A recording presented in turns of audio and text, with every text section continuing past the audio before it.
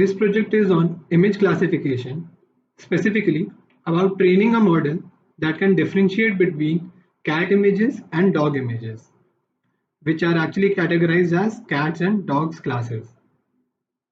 So let's move forward and understand image classification. So image classification refers to the task of extracting information classes from a multi-band raster image. Depending on the interaction between the analyst and the computer during a classification, there can be two types of classification, which are supervised and unsupervised. So for this course or this project, I would say that we will be using supervised image classification. Now, before I move forward, let me just help you understand what raster images are or what multi-band are. So bands are basically telling you information about a raster, where the bands are actually representation of pixel data in the form of matrices of cell values. And these representation of pixel data comprises of raster. Now let's move forward and understand the details of the project. So first we will be using classes like mobile nets. These are actually pre-built trained models for image classification that we will be using. You can train them again or you can directly use them for however you want to. Second, we will understand if we want to build our own model, how to do that for image classification. Third, we will understand how to use Flask and use our image classification model on it. Lastly, we will deploy the Flask project on Heroku. So for the machine learning model, we start off with pre-processing the model's data using image data generator class, which is like a very useful class and has a lot of parameters on which different type of data, that is my images, can be transformed or augmented in a different manner. And then we move forward with training our model. So this is the second part of the course where we will be understanding Flask and how to mount the image classification model onto Flask so that we can build a web application of image classification. Lastly, we will be deploying the Flask application on Heroku and using connections to GitHub. Thank you. And with this, we can now move forward to the first part of the course where we will be building our model or using a pre-trained model. This is the first part of the course, which is segregated into two parts, where in the first part, we build our own model, and in the second part, we actually use a pre-trained model named mobile nets for image classification. So starting off, we import the necessary libraries and we will be using a sequential deep learning model which will be having activation and dense layers in it. Now you can see that I have also called upon conv2d, maxpool and flatten layers also. So while we will be using activation and dense for our mobile net, we will be using all of these layers when we are building our own model. Even except all of these layers, there are even more type of layers present for deep learning models. And I will be discussing more about this later on. So I've also provided the link where I actually got the data from. As you can see, this is the link that I wanted to provide you all. If you wanted to have access to all the data or the whole data set as such, since I have only taken a sub part of it and used it for training our model. Now, before I go forward, I've also provided another link to my Google Drive where I've kept the segregated data. Since if you go to Kaggle, it would provide you with all the data set, meaning it would provide you simply with cats and dogs images, and they are not segregated, they are mixed. So you have to separate them out So if you go to this link, you would see that I have built a train, test, and validation directories, where inside them you would go, you can see that there's a cat and dog directory holding each of the dataset. Now the next thing I'm doing is simply just setting up or mounting my directory to the Google Colab and going to the directory where my dataset is present. Okay, not exactly. This is just the drive directory that I am trying to go into, but you can see that I'm still in my content directory. So from my content directory, I'm going into drive, my drive. This is a directory I made for myself, and then inside cat versus dog, there's a train directory present. So it holds all the training data for me. Similarly, the validation data and the testing data. I have already specified the path, and this is done so because these paths are directly to be put as a parameter in my image data generator. Now, as I talked about in my introduction video, this image data generator is actually a pre-processing tool which is used by many people in image classification to augment or pre-process the image data. Now you can see that I have already mentioned two applications. One is for VGG16 and one is for mobile nets. So actually, this image data generator also takes another input, which you can see as pre-processing function. So if I'm already using a pre-trained class or pre-trained model, so I have to give the pre-processing function the specific model's pre-trained class, that is not exactly class but pre-processing model, that is pre-process underscore input for mobile nets and similarly for VGG16, because like you can see here the target size is 224 by 224. That is telling me the width and height of the image. So let's say my image actually had a 900 into 900 pixel image, okay, or dimension image. And what this image data generator would do is it would squeeze the image into a 224 by 224 dimensions. Now this is actually defined for mobile nets. If you're going to use VGG16, then this target size would change. That's why in image data generator, the first parameter is to tell the image data generator which model we will be using as our pre-processing unit. Now, before I move forward, I would like to introduce you to what VGG16 and MobileNet are. The ImageNet Large Scale Visual Recognition Challenge, or ILSVRC, is an annual competition where each team can compete on two tasks. The first is to detect objects within an image coming from 200 classes, which is called as object localization. The second is classifying images, each labeled with one of the 1000 categories, which is also image classification. So VGG16 was actually proposed by Karen and Andrew of the Visual Geometry Group Lab in the paper Very Deep Convolutional Networks for Large-Scale Image Recognition. And after their input and the data they used, this model achieves 92.7 percentile top 5 test accuracy on ImageNet dataset, which contains of 15 million image belongings to 1000 classes. Now, while you must be thinking that this is a very large data set, consider this also, that this deep learning model VGG16 also has at least 138 million parameters, and that is a lot of parameters, and it has at least 16 of its layers having weights, and those weights are again and again redefined. Now, while the VGG16 is a very comprehensive model for image classification, the objective was that the ImageNet dataset contained images fixed size of 224 by 224, which you can see that is the same for MobileNet also.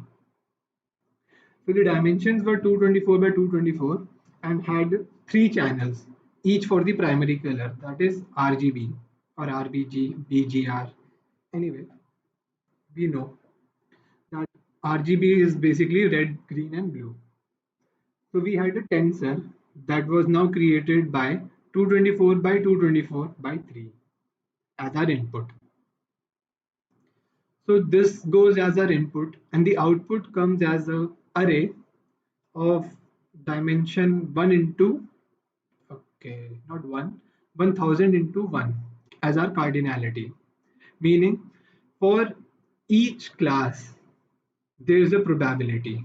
Since we had 1000 classes, there are 1000 probabilities which sum up to 1.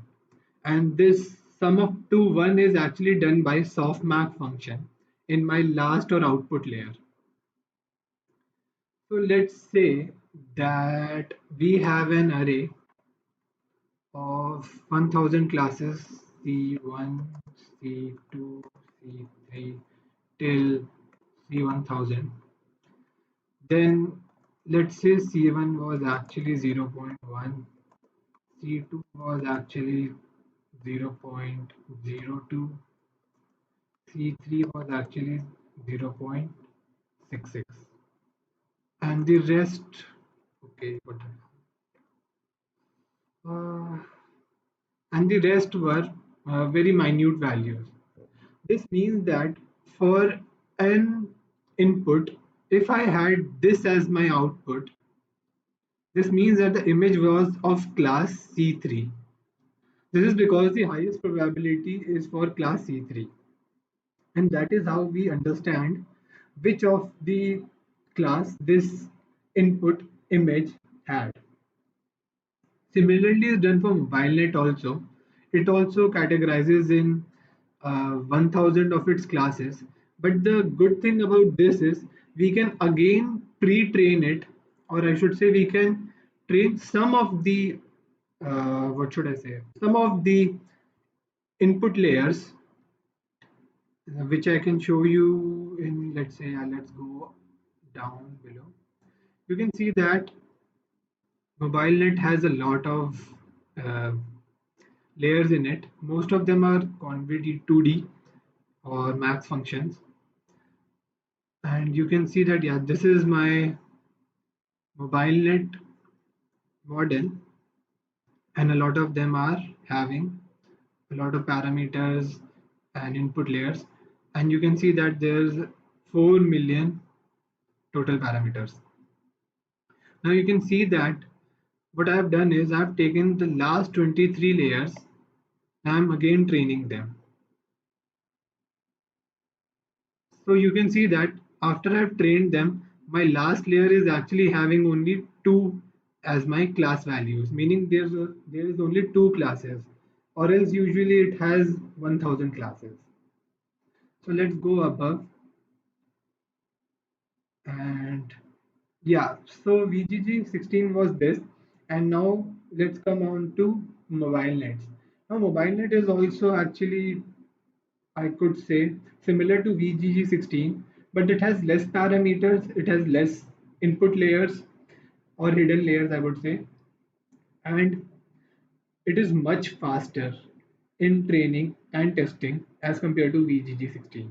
And that is the basic reason why I've actually chosen MobileNet as the pre-trained model I would use for image classification.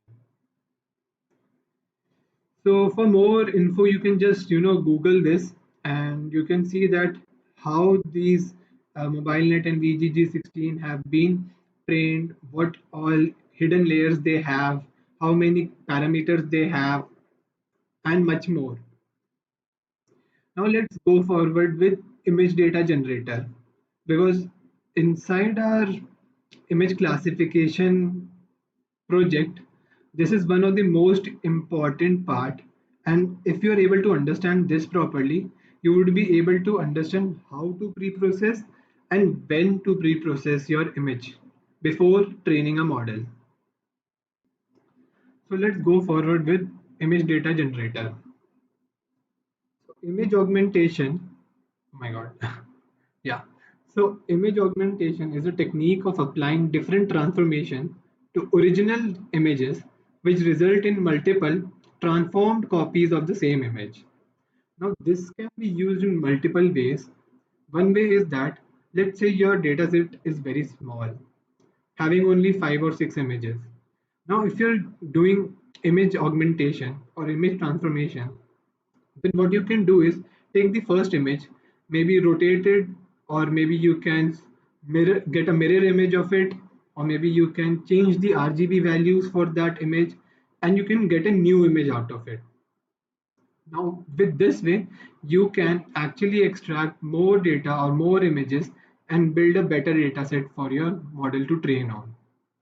Another thing is applying the small amounts of variation on the original image does not change its target class, but only provides a new perspective of capturing the object in real life. And the applications or the advantages of using image data generator does not only end here, as these image augmentation techniques, which can be used through image data generator, can not only expand the size of your dataset, but also incorporate maybe a level of variation in the dataset, which allows your model to generalize even better on the dataset. Now, you can see that this image data generator is actually a very important part of image classification or dealing with images as such. I've already talked about pre-processing function, where I just have to give a reference to which pre-processing unit I would be using. Maybe it might be a mobile net or maybe a VGG16.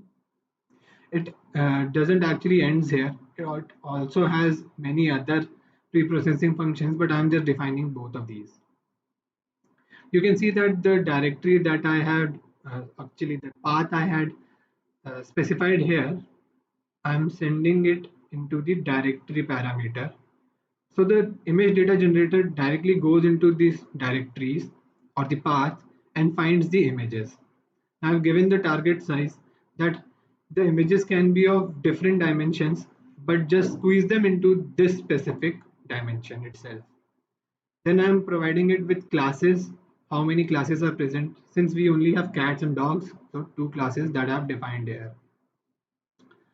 So if a array I get, say we had a 1000 class array, so here I would only get a two class array, 0th index being cat, first index being one index being dog. And I'm telling this image data generator to build batches of the trained data, not just stuff all the data, yeah, trained data into just one, let's say, box. So here boxes would be made with 10 inputs, yeah, 10 training data inside one box. Similarly, I'm doing for valid data, having going into the valid batches and test batches. Now you can see that it has found 1000 images belonging to two classes that are cats and dogs. Similarly, 200 images for my validation set and 100 images for my testing set. So next we introduce images and labels that would be used in visualizing some of the images and how this image data generator has actually pre-processed or transformed the original images. And as you can see, yeah, here you can see the actual images were not there. You can see the contrast has been decreased here. The contrast has again decreased here. The contrast again has decreased here. In each of the images, the contrast has decreased. You can see darkness here, or you can see that some of the images are like really squeezed into maybe vertically or maybe horizontally. So this is how you are actually using the image data class generator class and transforming your original images. So I've just print labels and yeah, from this point on, we're actually building a model that would be using our transformed images for training itself. So you can see that I specified my activation function as ReLU, my input shape as this, and you can see that the 3 is for RGB color configuration, which I had already talked about in VGG16 model also. And the similar type of configuration or input shape is also used by mobile nets, since both of them are actually used in image classification. The next layer you can see is maxpool 2D, and then again a conv 2D, maxpool 2D. Now we have a flatten function, a flatten layer. So what this does is this actually decreases your dimension of the weights, or I should say the yeah, let's go with weights actually. What it would do is, say there's a 3 dimension or 4 dimension weight, and what this does is it decreases the dimension to just 1 dimension. Meaning if I have 300 by 20 by 3, let's say this is, so it would convert it into 300, actually not like this, yeah, 300, 300.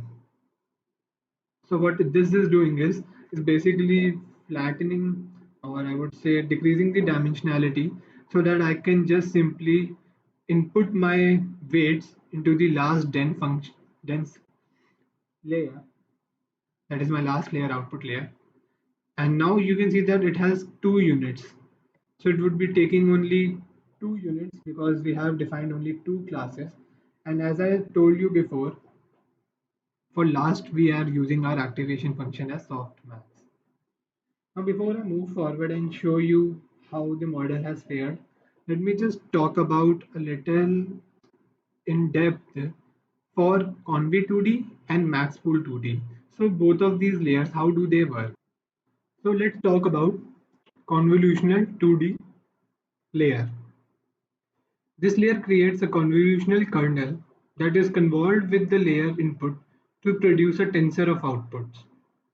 Now, if you're using this as the first layer of your model, you have to give the input shape also, so that it doesn't happen that the dimensions cross this input shape, and the problem it would acquire is that the flatten might be able to decrease the dimensionality at the end, but since the image already has the input shape of this, if the starting or the first layer doesn't understand the input shape, then the model would give you an error. So basically what happens is that this 2D layer takes in the input, specifies some part of the input. Let's say that the image is a dog image and of the size 223 by 220, 224 by 224, height and width, and the 3 is already defining my RGB configuration. But what conv2D is gonna do is it will take a sub part of that image and extract more information out of it. So if we go by the parameters, you can see the first parameter, filter. So filters is the dimensionality of the output space. That is the number of output filters in the convolution, and which is given by 32. Now we already had only this as our dimensionality, and it asking it to increase it and set it to 32. Now you can see that the next is strides. Oh, sorry, not strides, kernel size. Stride was for maxpool 2D. Yeah, so kernel size. So basically this kernel size is an integer or an tuple specifying the height and width of the 2D convolutional window. So just like I told you, let's say there's an image of 224 by 224 height and width. What happens is what happens is that now a kernel of size 3 by 3 height and width will be built, and that small kernel is going to take a subpart of the image itself and work upon it or extract more information from it. So this happens for each image where this kernel divides the image into a number of subparts of size what we have defined here as my height and width, and then extracts information out of that subparts itself. Now we can go for the next layer, that is max pool 2D. So the max pool 2D is basically downsampling the input along its height and width by taking the maximum value over an input window defined by my 2D convolutional layer. Now the window shifts by strides along each dimension. So what happens is we had already defined my window as using the kernel size, and now I'm using my strides to shift the window itself. So you can say that there's a very large rectangle and there's a small square at the top right corner of the rectangle, and I'm asking to shift that small square two strides, or basically let's say 2 units to the left side or 2 units to the right side. So what this is what it is doing. And next you can see that there's a pool size. So pool size is actually the window size over which to take the maximum value. If you have specified 2 comma 2, it will take the max value over a 2 cross 2 pooling window. If only one integer is specified, then the same window length will be used for both dimensions. So if I only specify 2, it would be same as 2 comma 2. But if I am writing 2 comma 1, then it would be taking a dimension of 2 cross 1 units. I'm going to remove this.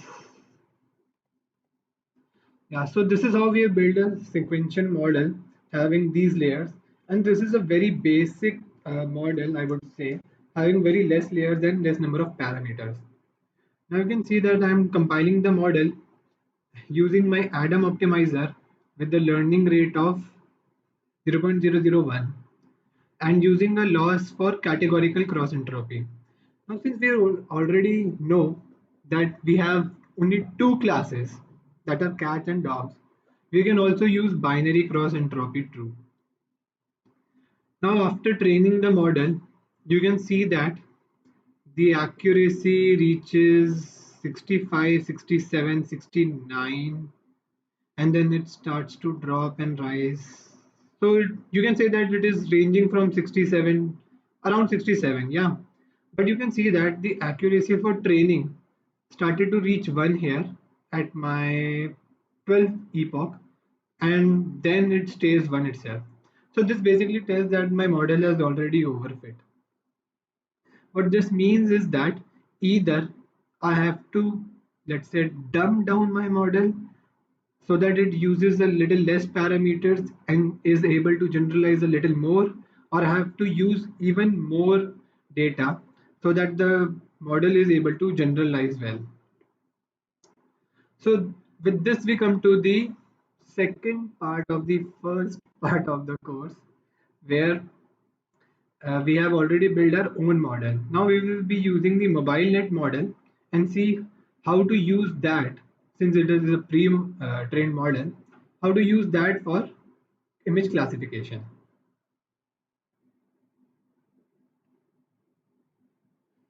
So now we again start with the mobile net.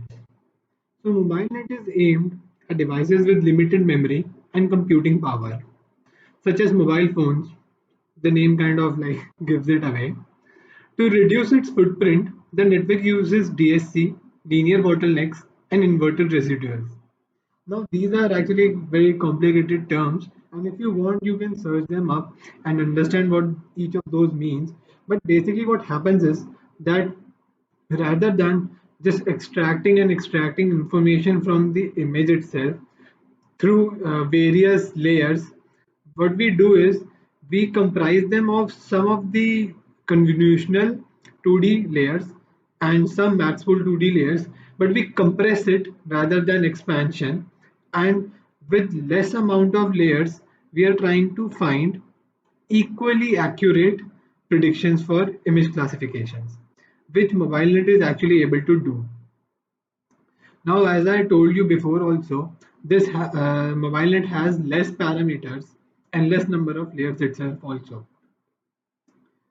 So what you have to do is type in this line of code to call in your MobileNet for the first time.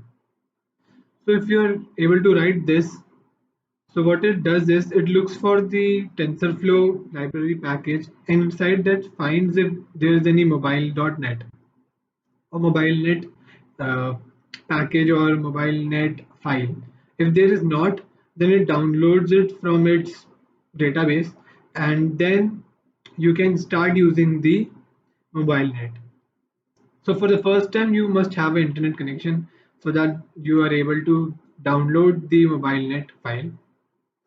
You can see .h file is present here, and if you click on it, you can okay.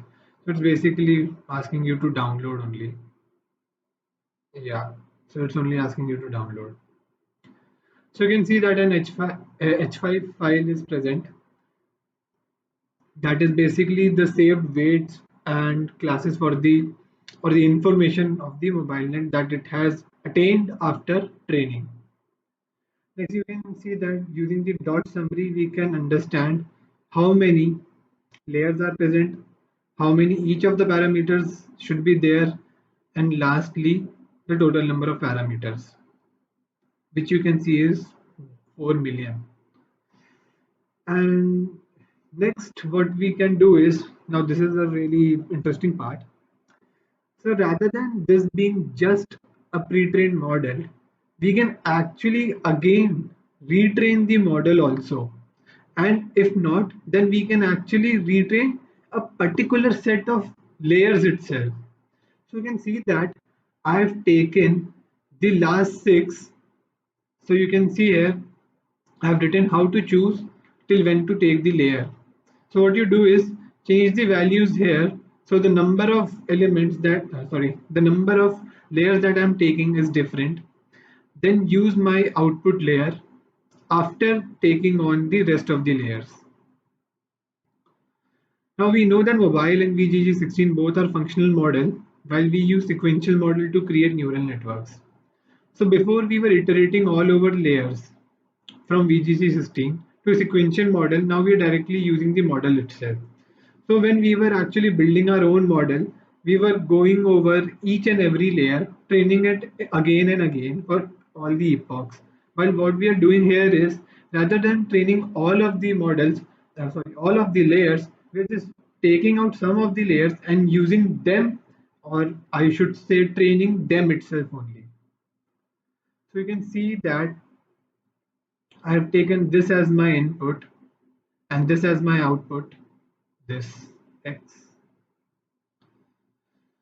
So I have given it the inputs are my input of my mobile net class, or I should say model.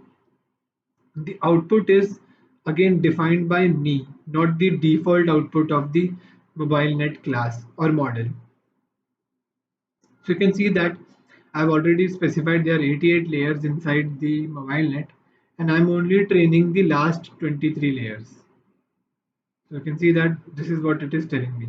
That oh shit. I don't think it is going to run. Yeah, it won't be running.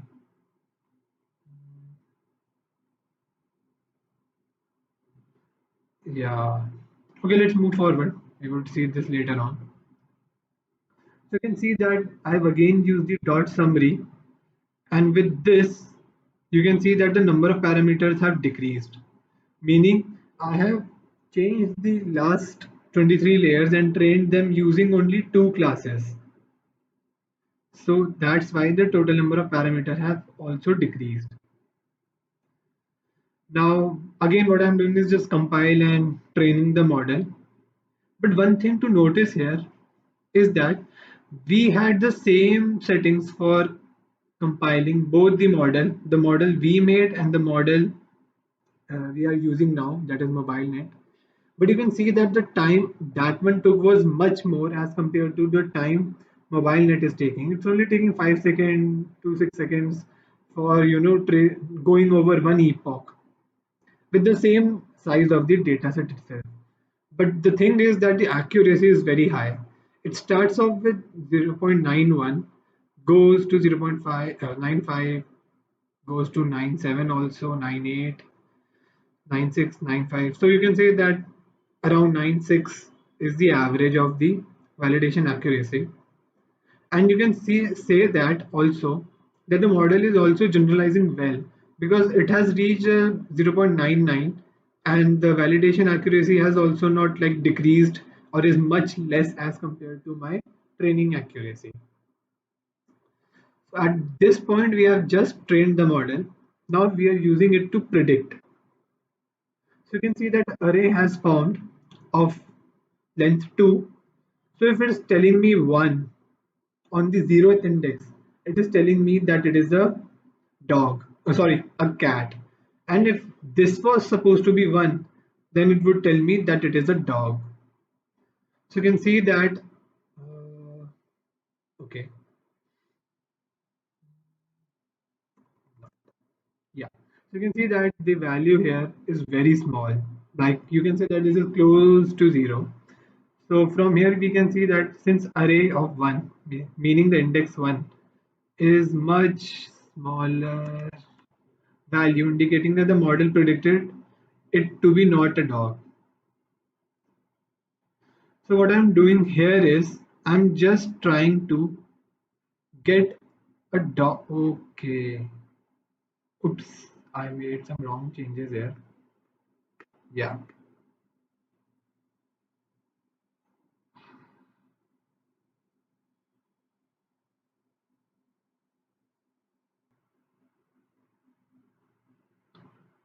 So yeah, you can see that the 0th index has a value closer to 1. That means that the predicted class is cat. And if the value at first index is closer to 1, that means that the predicted class would be a dog class. Lastly, I'm just saving the model so that I can use this in my Flask framework for prediction.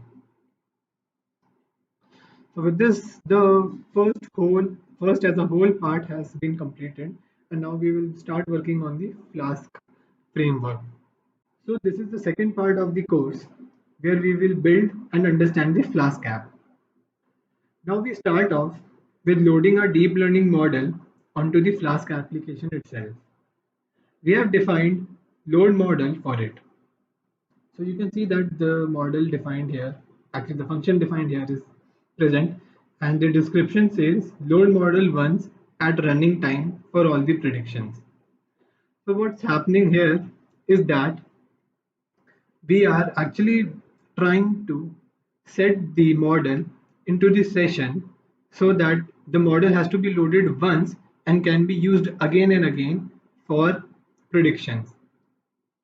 Now session is something that is, let's say, holds all of the temporary variables that can be, let's say that, yeah, for a browser, you go into the browser and in the browser you search for a blog. Then you try to log in into the blog. Now once you have logged in, suddenly you close the browser. Now when you reopen the browser and go to the blog site, you would see that you are still logged in into the blog itself. Now what this means is that the session has already stored the value or the variable where it says that the person has already logged in. So unless the session is destroyed, you won't be able to log out if you are actually closing the browser. If you're just clicking on the logout button, yeah, then you can obviously log out. But so this is what session does. Session is basically holding all the data that is going to and fro from your server and client and storing it unless it is destroyed or unless the session times out. So similarly, we are loading our model likewise using the get default graph function. So what this does is makes a graph for all the computations that the model will be doing and stores it as a graph. Now, once this graph has been established, we don't have to load the model again and again, and you can use the graph itself. So that is what we are doing here, and we are calling our saved model. Okay. Then you can see the next function is predict function, which is taking actually the path of the file. This would be more clear later on. So you can see that the load image is taking the path and the target size. Now you might notice the target size is not 224. This is because I am not using mobile net. I have already trained a model, okay, and I am using that model.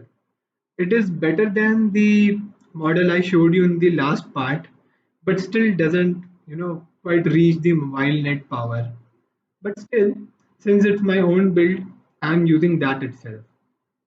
So it takes the dimensions of 128 by 128, that is width and height, and then I'm expanding the dimensions accordingly for the model.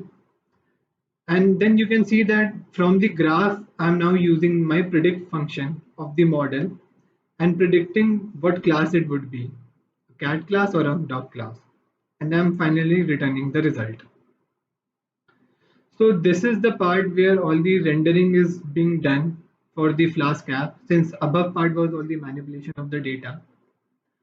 Here I'm just rendering the index.html page so that the first or home page of my web app can be shown. And if I go to the uploads, that is if I write in my URL, my base URL slash uploads, now it would ask me to go and get a file so that the I'm able to input a file or image, actually an image, I should say an image, that is a cat or a dog image. So once I get the image, I'm storing it into my uploads folder that I have defined here. You can see that I'm storing all the uploads to my uploads folder, and then I'm sending that path of the file from my uploads folder to the predict function and getting the result. Now from the result, if the value is greater than 0.5, I'm telling it that the label is dog or else it is a cat. And finally, I'm just asking out for the accuracy. Then I'm just finally rendering the predict.html and I would show you the prediction and the accuracy for it. So lastly, this is the create app function where I'm just starting with the loading the model and returning the app itself. So once I run this,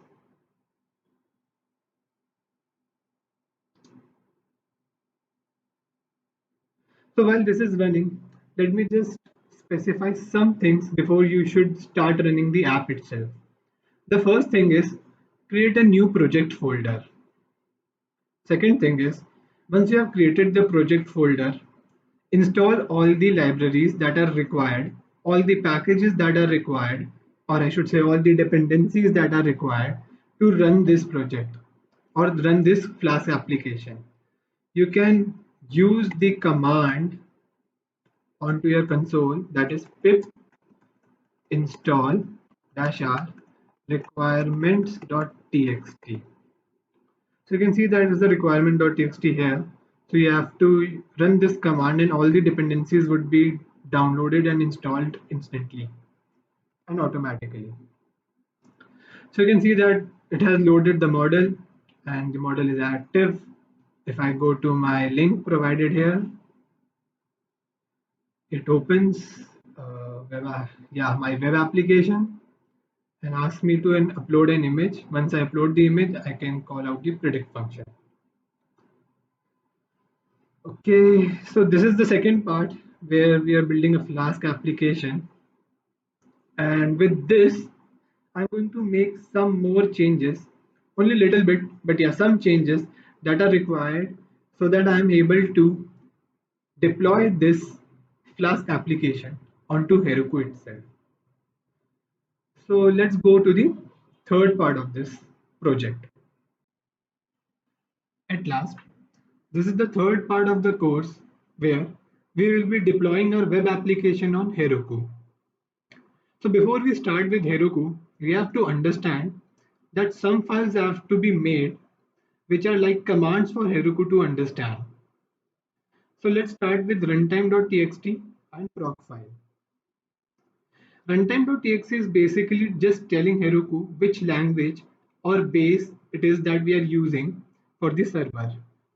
So if you can see in the runtime.txt, I have defined that I am using Python with the version 3.6.13. Now, I didn't actually specifically tell you the version that I'm using, but for this application, a version of 3.6 and above won't work. Meaning, actually 3.6 would work, but 3.7 onwards it won't work. So if you're trying to run this application, try to run it on 3.6, any of the X versions, or maybe 3.5, 3.4, etc. Now let's come back to the proc file. So proc file is the mechanism for declaring what commands are to be run by your application in the Heroku platform itself.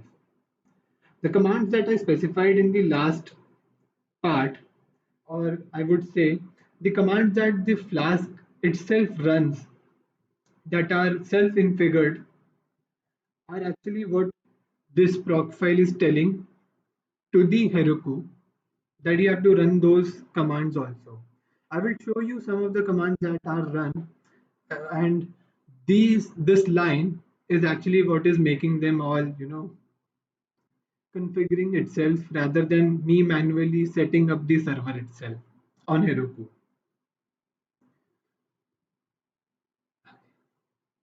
Okay, so now let's go to the Heroku. Yeah, so before, yeah, actually before we go to Heroku, what you can do is upload the code onto your GitHub inside a new repo. Okay, and you can see that I have done that also, and my static templates, procfile, app.file, wgsi, wsgi are all inside my new repo, that is cat versus dogs. Now you can see what is this.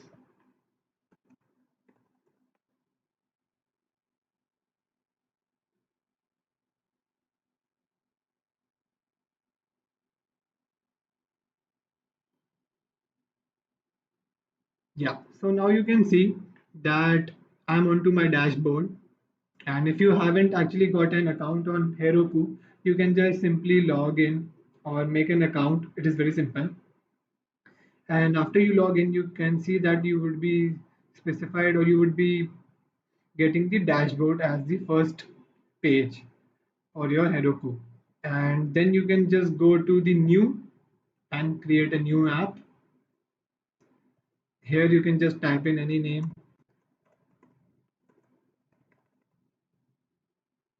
Okay, so this is not available and this is available. So you can just simply type the app name, choose a region. It only gives you two options and then create an app. So I've already created an app for this project.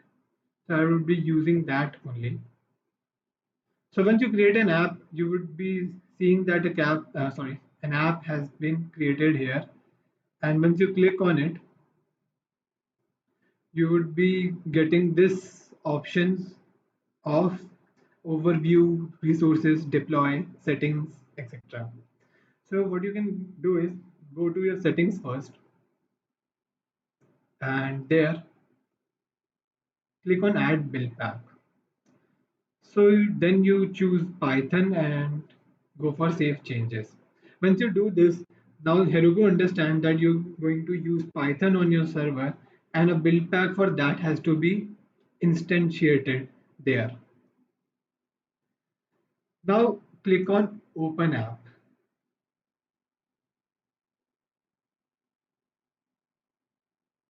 This is going to take time, but for you, there is going to be a default page showing that the app has been created, but since nothing has been deployed right now, so a default page is going to be present here. So don't worry about anything. just go back to your deploy. Okay, for the deploy option, it is giving you three methods for deployment.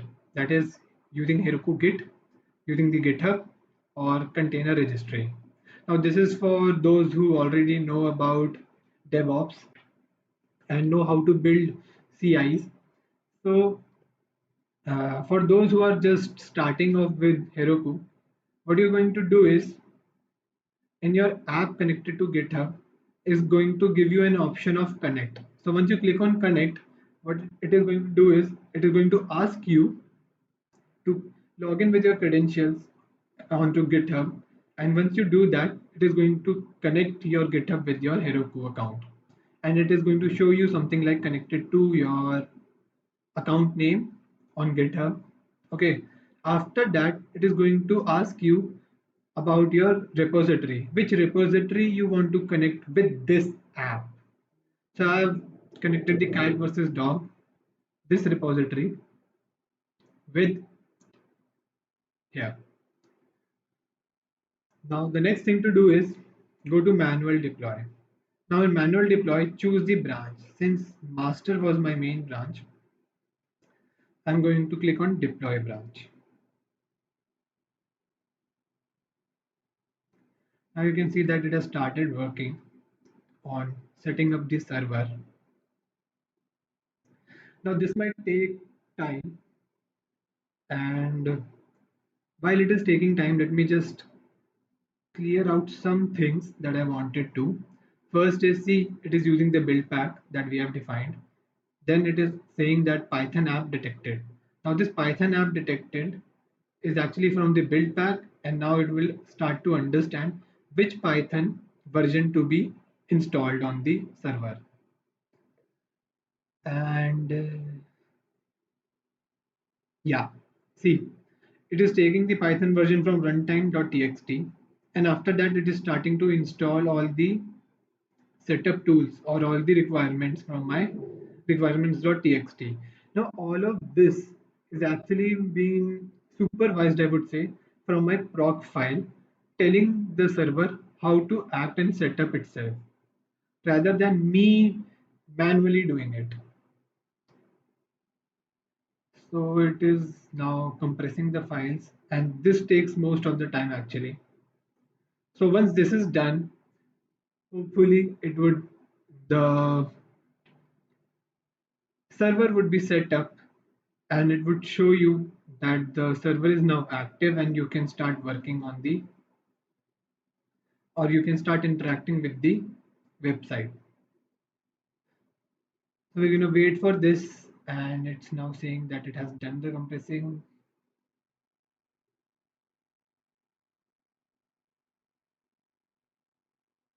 And now you can see that it has launched. You can just take this link here, go to a new tab, and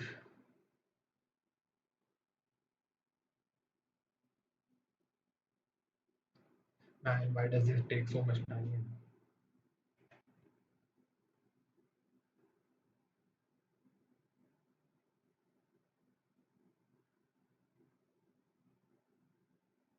So yeah, it has now loaded the page.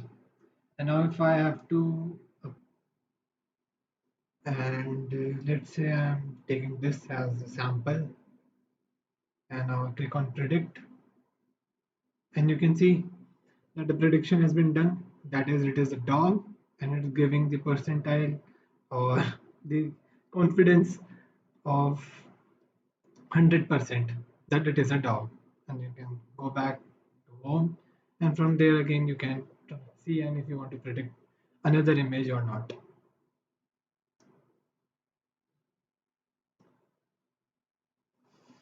So with this, we come to the last part and have finished the last part.